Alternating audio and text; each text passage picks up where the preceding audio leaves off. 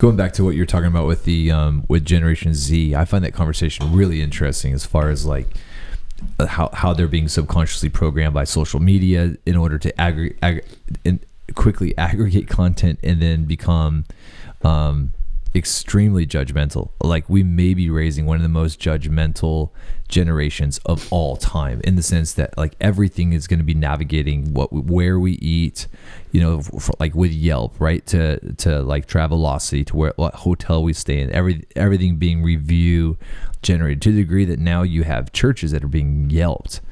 You know what I'm saying? Like there's a church here in Seattle that a couple of them that got like almost Yelped to death, right? Like their Yelp was like very negative, so they would have to go to their congregations and be like, everybody Yelp, like we gotta out Yelp the negative Yelpers, right? Like Yelp, and then the church would push the negative Yelpers down just with their so like, but that's where we're at right now. Like even to the movies that you watch, the music that you listen to, before you buy anything, you're gonna look at the reviews on it, and like that's this next generation that we're raising right now.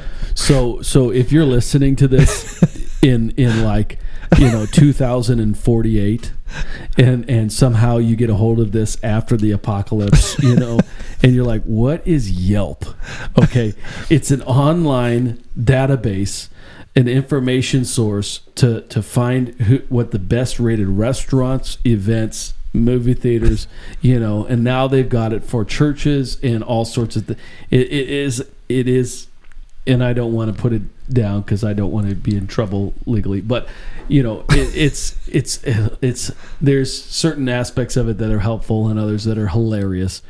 And so, but I think that in regard to the Gen Z and those that are in Gen Z, perhaps they are, or they're becoming super ultra perceptive. And the thing about judgment, we're in a really interesting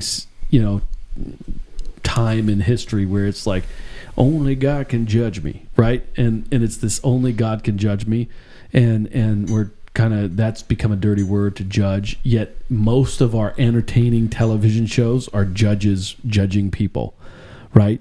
Judging you on building a cake or judging you on your song, right? And so how are we like saying only, you can't judge me, but yet we buy into this understanding of like, when someone has a talent and there's someone judging them, and then it is appropriate. It's not inappropriate, right? And it's like the one verse that people that aren't Christians know, that one verse. Like they might not know John 3:16 or the 23rd Psalm, but they're like, I know that in the Bible it says don't judge. Like it says don't, you know what I'm saying? Yeah, well now it's actually not just, those that don't walk in faith in Jesus. Now people are using it, Christians are using it as sort of an alibi.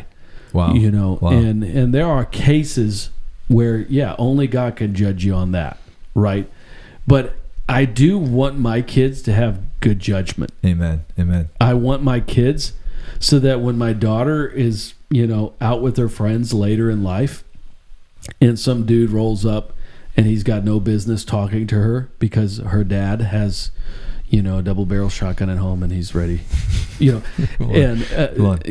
but I'm not there.